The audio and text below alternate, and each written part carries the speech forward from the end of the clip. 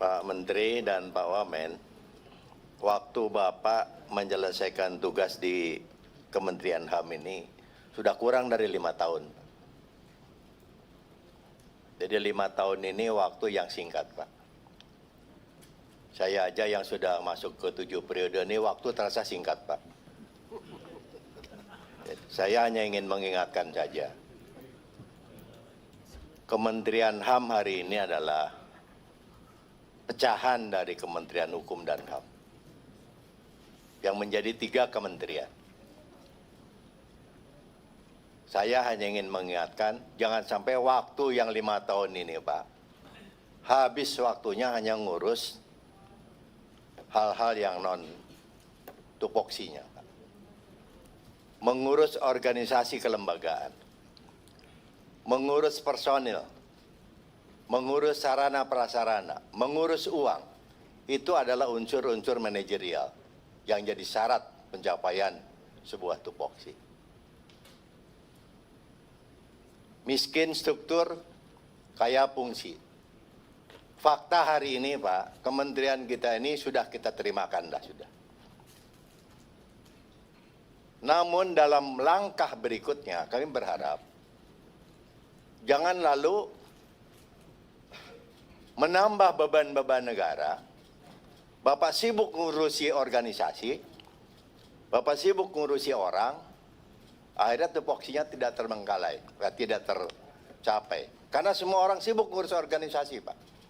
Nah, saya ingin memberikan saran agar kiranya organ personil yang ada di sekitar Bapak. Saya mengenal Ibu Ayu, Pak. Saya mengenal Pak Dahana, Pak.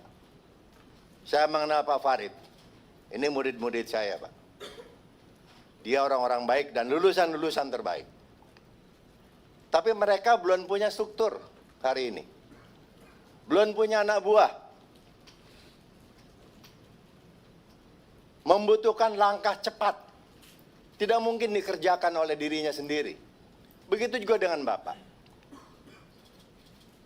Bapak harus mengangkat siapa? Sekjen Bapak. Siapa Irjen Bapak? Nah, saran saya, dari 3 kementerian ini paling tidak pada level di bawahnya, Pak, itu masih sering ketemu. Yang dikatakan tadi oleh Pak pimpinan. Jadi tidak usahlah libatkan Pak Yasona, terlalu tinggi itu. Jadi orang-orang yang ada di Kemenkumham, yang sekarang pecah menjadi 3 kementerian, saya minta dalam penyelesaian organisasi ini, tidak jalan masing-masing. Tidak jalan sendiri-sendiri. Ajak orang Kementerian Hukum, ajak orang Kementerian HAM, ajak Kementerian Imigrasi dan Pemasarakatan. Karena sumber daya manusianya itu, Pak, yang diprioritaskan untuk mengisi struktur yang ada ini. Bisa menambah berapa sekjen? Berarti ada 3. Yang tadinya 1, nambah 2. Itjen, jadinya 1, nambah 2. Belum lagi ruangan, Pak. Di pusat sudah pasti itu. Tadinya hanya ada 1 menteri. Sekarang jadi ada Menko. Saya bisa bayangkan lagi Kanwil, Pak, nanti. Kanwil itu ada Kakanwil. Ada kepala divisi. Divisi administrasi umum. Divisi pemasyarakatan. Divisi pelayanan hukum dan sebagainya. Itu kalau dibelah, mana yang mana HAM, mana yang hukum, mana yang imigrasi dan pemasyarakatan. Nah, di situ saja sudah butuh ruangan.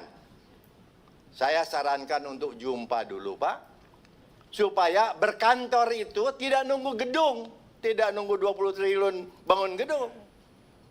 Kalau perlu bangunan yang ada di Kanwil Provinsi itu, ya sudah, pakai pelanggannya aja dulu. Kanwil Hukum, Kanwil HAM, Kanwil ini. Orangnya ambil, copot saja, Pak. Yang ada. Nah, sehingga dengan demikian, menurut hemat kami, jangan juga menambah struktur yang ada di bawahnya, disamakan. Tidak, Pak. organisasi itu diadakan di atas dasar beban kerja, job analysis. Tidak perlu Kanwil mengikuti provinsi kalau memang tidak ada kerjaannya. Seperti pemasyarakatan dengan imigrasi, jumlah Kanwilnya pasti berbeda. Karena lapas UPT-nya begitu besar, personilnya begitu banyak, imigrasi ada yang tidak ada pelayanan jasa keimigrasian. Karena memang di gunung. Mau ngurusin paspor siapa di gunung? Saya kira ini yang saya sarankan, Pak.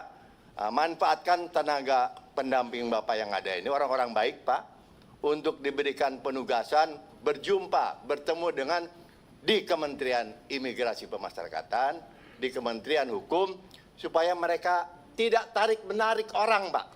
Pasti rebutan. Pasti ada satu orang yang diminta kemari, ada yang diminta kemari, lebih baik dirembukan, Pak. Demikian, Assalamualaikum warahmatullahi wabarakatuh. Terima kasih Kang Agun. Lanjut ke Bang Andreas.